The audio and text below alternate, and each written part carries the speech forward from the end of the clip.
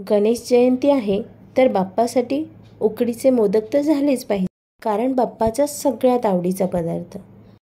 तर हे मोदक अगदी मऊ लुसलुशीत थंड झाले तरी मऊ राहण्यासारखे कसे बनवायचे हे आता आपण पाहूया.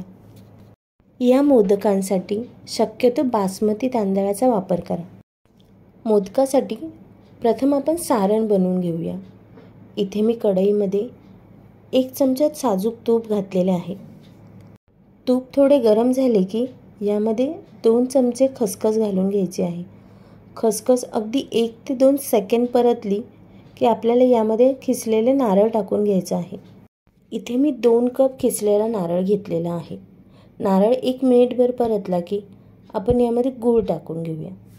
गूळ इथे मी बारीक कापलेलाच घेतला आहे, त्याच्यामुळे तो लवकर वितळतो, नाहीतर आपले सारण कडक होऊ शकते. गूळ इथे वितळू लागलेला आहे. हे सारण सतत हलवायचे आहे. यामध्ये आपण 1 चमचाभर वेलची पूड टाकून घेऊया. 5 मिनिटांमध्ये आपले सारण तयार होते. सारण तयार झाले आहे. आता आपण उकड काढून घेऊया. यासाठी मी कढईमध्ये 1 कप पाणी घेतलेले आहे. या पाण्यामध्ये आपल्याला थोडेसे मीठ आणि 1 चमचाभर तूप घालून घ्यायचे आहे.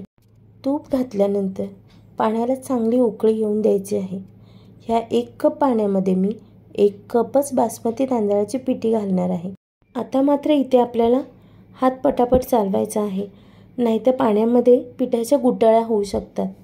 आता गॅस बंद करून यावर झाकण ठेवून ही उकड आपण 10 मिनिटं अशीच ठेवून देऊया. 10 मिनिटं झाल्यावर ही उकड आपण एका ताटामध्ये काढून घेऊया आणि हिला आपल्याला छान मळून घ्यायचे आहे. मी ही उकड हाताने व्यवस्थित मळून घेणार आहे. इथे जर तुम्हाला उकड फार गरम लागत असेल तर तुम्ही पोटॅटो स्मॅशरचा वापर करू शकता. उकड व्यवस्थित मळली तरच आपली पारी व्यवस्थित बनणार आहे. ही उकड कमीत कमी 5 मिनिटं तरी मळली पाहिजे.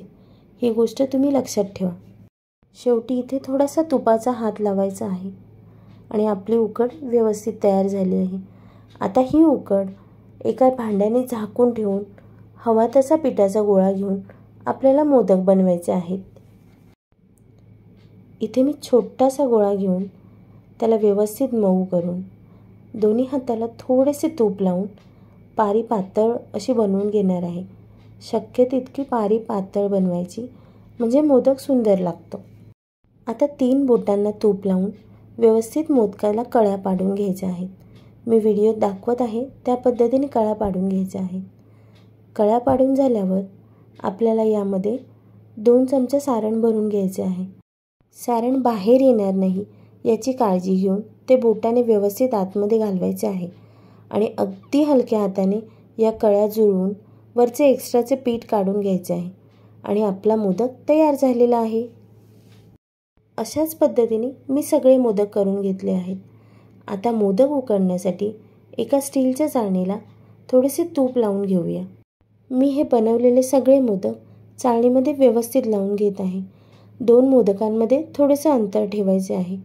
यानंतर प्रत्येक मोदकावर मी केसरच्या काड्या लावून घेत आहेत, म्हणजे उकडताना या केसरचा रंग मोदकावर उतरून तो खूप सुंदर दिसतो.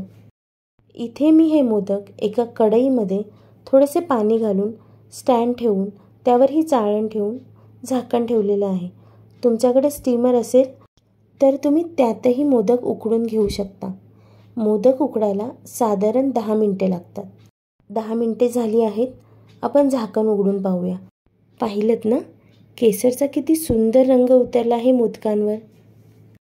माझे मोदक तर तयार झालेले आहेत. या मोदकांचा मी बाप्पाला नैवेद्य दाखवून घेते. तोपर्यंत तुम्ही रोहिणी स्पेशल रेसिपीला नक्की सबस्क्राईब करा, लाईक करा, शेअर करा आणि हो, कमेंट करून नक्की सांगा. थँक्यू.